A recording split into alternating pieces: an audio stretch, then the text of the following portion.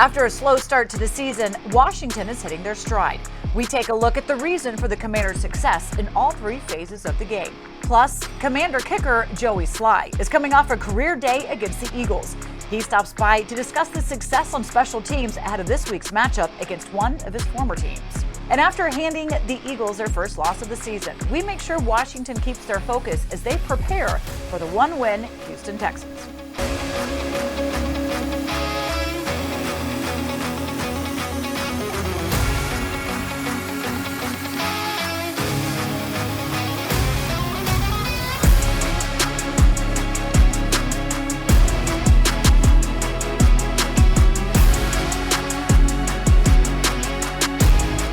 And welcome on in. Julie Donaldson, Logan Paulson, and Fred Smoot here for this one. Okay, it's a short week. What is the challenge for that? But Fred, all the easier coming off a W? Yep, the easier coming off a W. You would like to fight that, but it's mind, body, and soul. How fast can I get my mind going? My body going. Where's my mind? And is my soul ready to play when that game comes? Because a short week means I have to really do this mentally and not physically. Yeah, I totally agree. Getting your body right is probably priority number one. And I think coming off the week, the win this week, I think makes it a little bit more challenging because you're coming from such a high. And then you got a team that's very, very low. Yeah. Don't match them, right? Play to your level you're capable of playing. Logan, you're not supposed to get too high or too low. You're supposed to throughout the season. That's what I'm saying. Okay, it was a big high on Monday. We will give them that, but you've got to keep it going. And Houston is a perfect opportunity to do just that. Now, after starting the season at 1-4, Washington has kind of really flipped the script. They've won 4 of their last 5, including handing the NFC East leading Eagles their first loss of the year.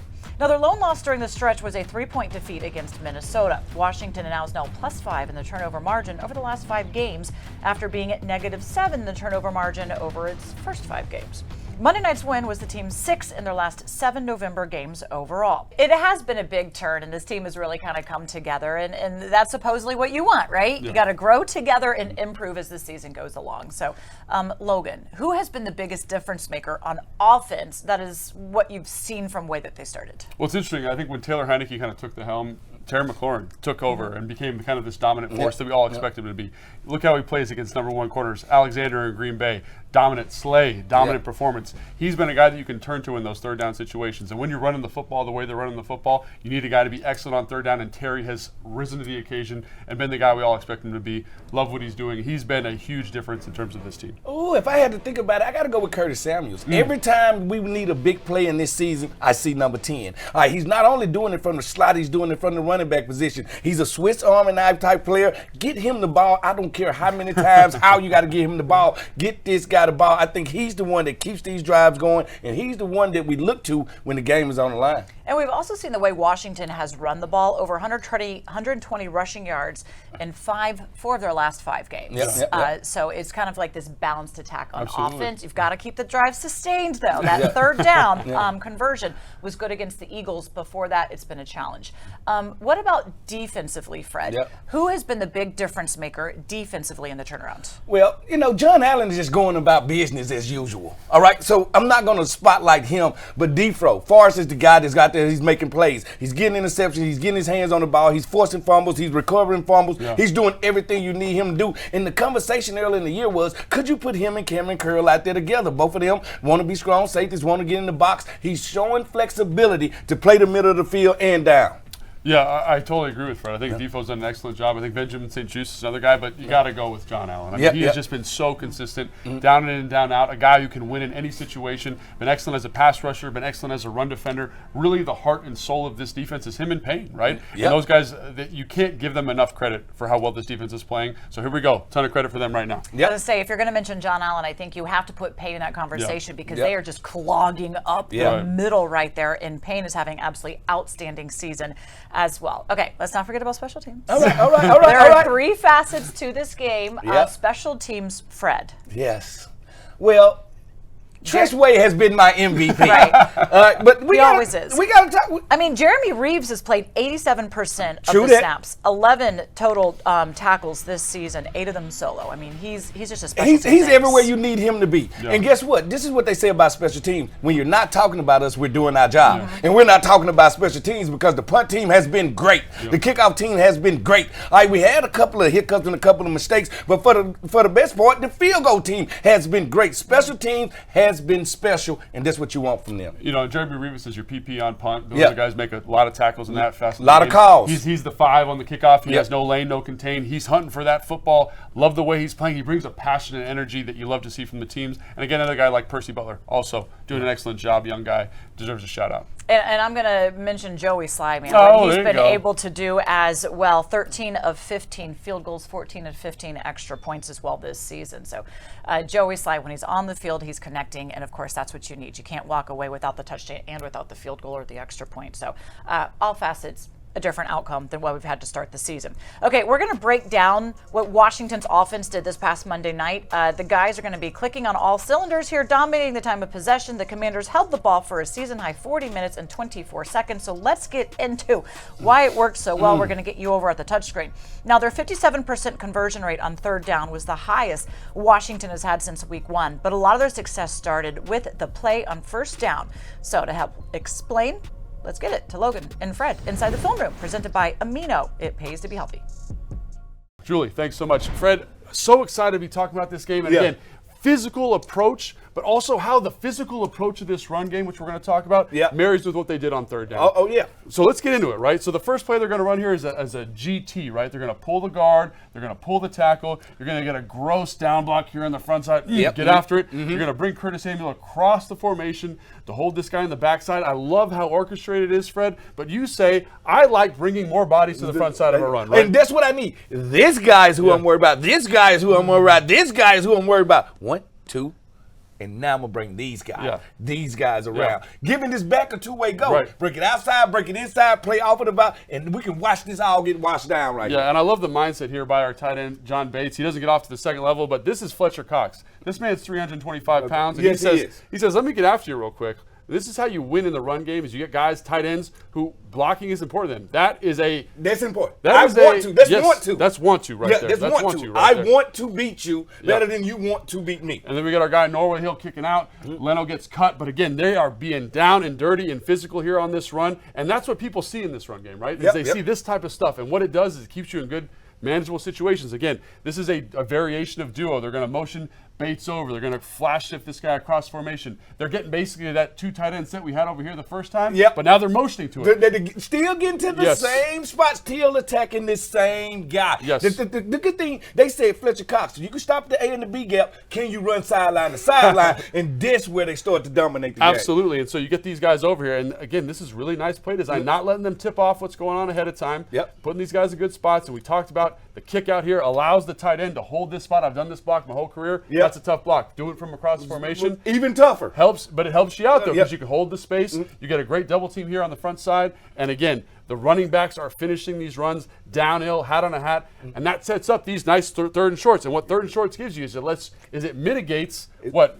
It opens up the whole entire playbook And to let you work. mitigates this pass rush too, right? Yes, it does. The playbook is all open, absolutely. So You what got to the- respect the one now. Yeah, and so what they're going to do is they're going to post here, they're going to across the formation, and a little bit of flat here, right? So this is, again, that 3-level throw we've talked about before on this show, and watch what it does. They're in quarters here, right? Quarters beater. It's a quarter. I love Yep. that you bring that up, Fred, right? So talk about what's up with this safety, because Yep, to yep. me, he's not doing the right thing. Bad eyes. Yeah. Bad eyes mean bad playing. Yeah. He's looking at this wide receiver when he needs to see the whole field. Yeah. He needs to see he's been attacked and threatened here. He needs to see the fact that the quarterback is dropping back. He sees nothing, Yeah. and that allows Terry to come right And the up. other thing we got to talk about is look at these linebackers here. Look how close they are to the line of scrimmage. That's Yep. because you've been running the football. You've been running the ball. Right. And look at how this window opens up over here for Terry because of the run, because of the concept, and that all happens because you ran the football effectively and you get a guy, maybe one of the best receivers in the NFL, like literally with no one around him at all. Everybody's chasing him. Yeah, right. Everybody's chasing him, and that's what you want. And you, like you said, this was set up 4 plays ago. Yes, and again, third manageable, 3rd and 2 here.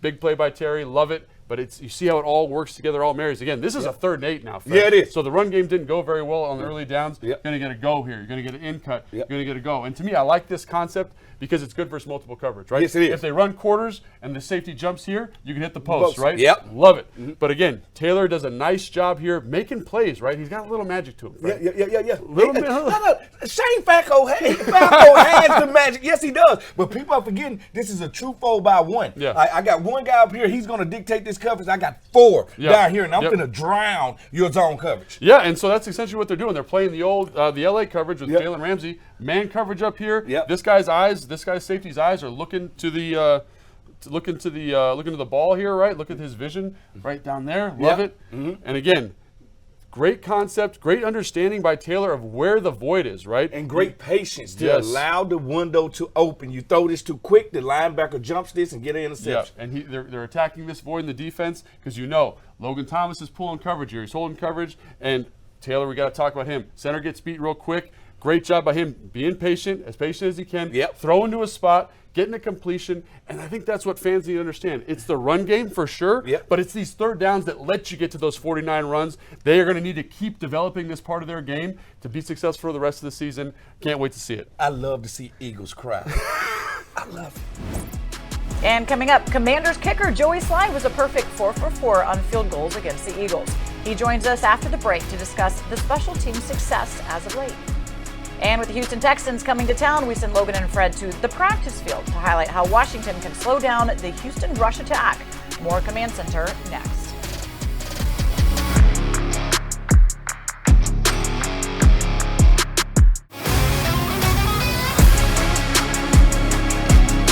Commanders kicker Joey Slye set a new career high on Monday night, connecting on a 58-yard field goal in the first half against the Eagles. It was the longest made field goal by a Washington kicker since Graham Gano connected on a 59-yarder against the 49ers back in 2011. So far this season, Slye's made 13 of his 15 field goals, including a perfect 3 for 3 from beyond the 50. Congratulations. Thank you. Now that you have time to kind of step back away from that game a little bit, how do you put all together? Nobody picked Washington to win in Philadelphia, to take down an undefeated team. It's a division game, and it was something that you guys believed in each other with. I feel like you can just feel the energy around this team. I think it starts from Coach and Coach Rivera coming on down. We just have a belief in some of those things that we're doing now. We're running the ball really, really well. Have a lot of trust and belief behind Taylor. And then for our close group with me, Cheese, and Tress, we have a lot of trust and respect for what we do and trying to go out and do it at a high level. So our special teams group flies around. Nate Katzer gives us a lot of energy to go out and just play hard, play tough, and putting all three of those kind of attributes together, I think we've been just rolling hot. So You were a perfect 4 for 4 on the night in that game. What's kind of like the mindset for you when you have a game kind of like that, knowing each kick that comes up, they seem to get longer and longer each time as well, and understanding how important it is to be able to put points on the board? in a game like that, the Philadelphia is a great team, and they have an opportunity to score with a lot of different ways, with Jalen, through their wide receivers, through their running game. So just being able to go out in every opportunity we have just to score points on every drive. There's a point in the game that I went and talked to Cheese. We hadn't punted since that first drive that we ended up getting a penalty. I know the fumble happened, but we hadn't punted, and so that's an opportunity for every single time we have the ball, we're putting points on the board, and it's imperative in a game like that we're scoring on every single drive that we have. So a couple times we stall out at some longer distances, and for us to be able to just put points on the board was huge. We all love Tress Way, but we really don't want to see him have to work too much on game No, days. no, So if at he's one holding- point, I yeah. was like, I think he's only had one career game where he did not have a single punt. Granted, the first one officially was called back, whatever. Yeah. But he did get in there. But he's so vital Yeah. to the special teams and to Iraq. What has it been like with the chemistry with you, kind of working in with him, bringing in Cheese as well, and where you guys feel with the trust that you say you have? So a guy like Tress to head our special teams unit, I mean, he does a great job of taking what Nate, our special teams coordinator, gives us for info and all that stuff, but just holding our team to a standard that's just elite. Tress is one of the best in the league. He's one of the best to ever do it, and so for us to kind of just follow his lead and have him set the standard for us to reach for has been important for me, because I mean, every single game I'm like, I gotta play well, because we have a guy like that that's going to be, one of the top to ever punt in this league. So he sets the standard, and then a guy like Cheese that came in when I got here last year as a rookie, I thought Cheese was a great snapper, and to see the strides that he's made going into year two, it has been incredible to see. I was able to bounce around a little bit the last couple of years and see some different guys around the league, and Cheese is up there as one of the best snappers I've ever worked with. So our group is just is meshing. We're clicking really well, and just hoping to kind of continue that through the rest of the year. You get that 58-yard field goal before the half. Yeah. What are those conversations? Are you telling coach, okay, I know you go on the field before and you warm up and you test the distances. Are you going and saying, you know what, 50's it, 55? Or where is you that conversation and your mindset realizing it is 58? That's the best distance they could get you.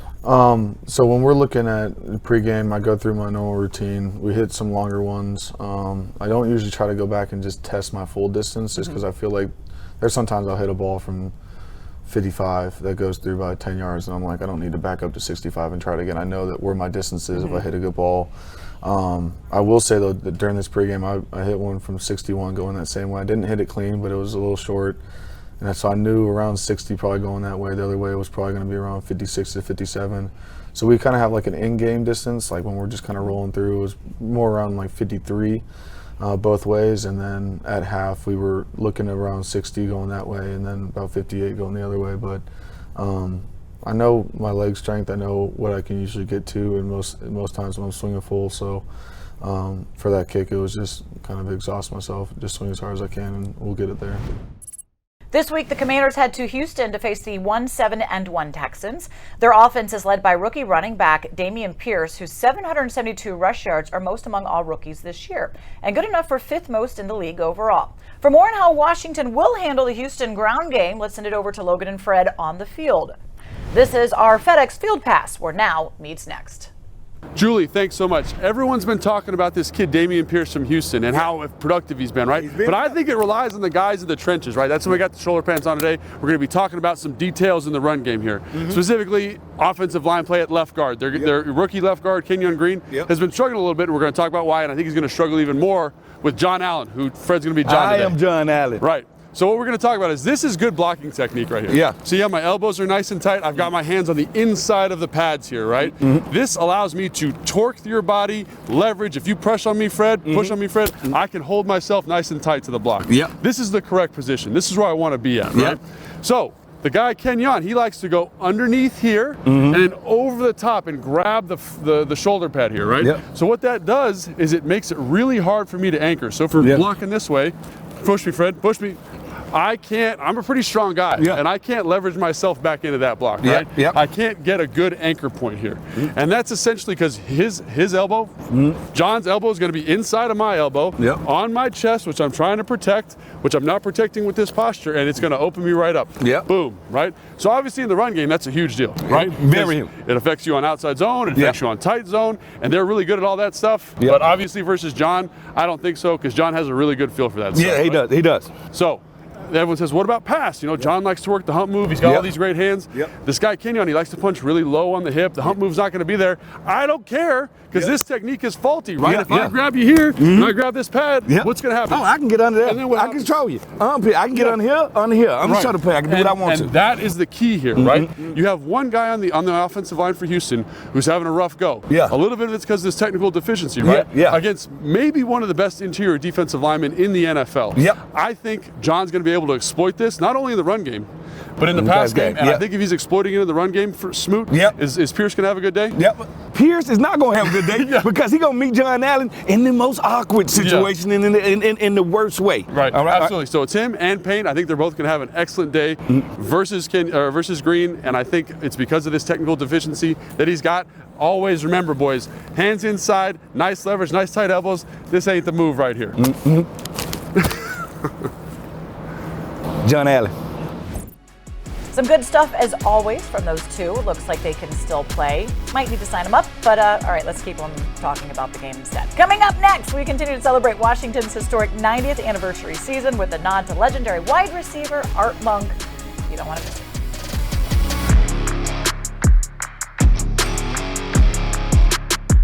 Welcome to the Fight Club where everybody show me love. Show me love. Show me love. Handoff Gibson off the edge. Andrew. Near sideline. It's caught. Touchdown, Washington.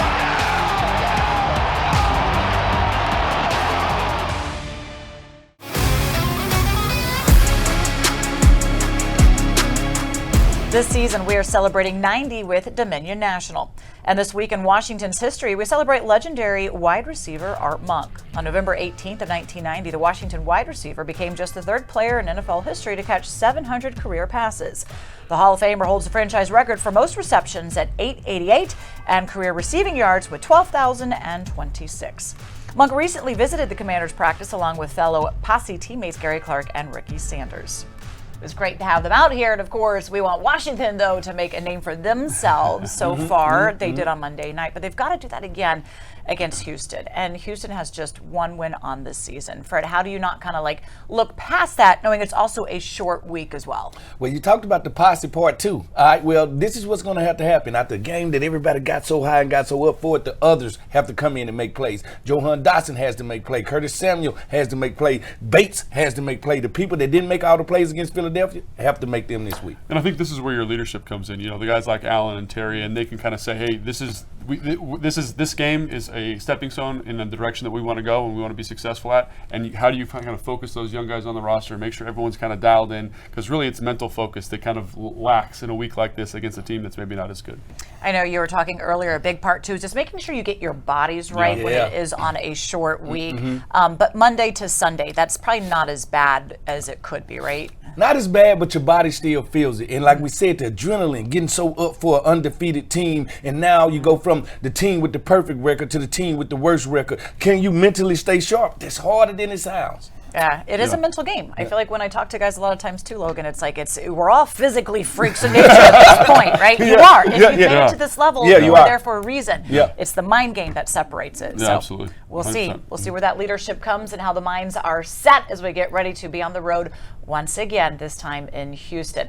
Thanks for joining us on Command Center. We will see you again next time. For Fred and for Logan, I'm Julie. Have a great evening, everybody. Yeah, he's still throwing up the dubs. He can't do it. He can't do it.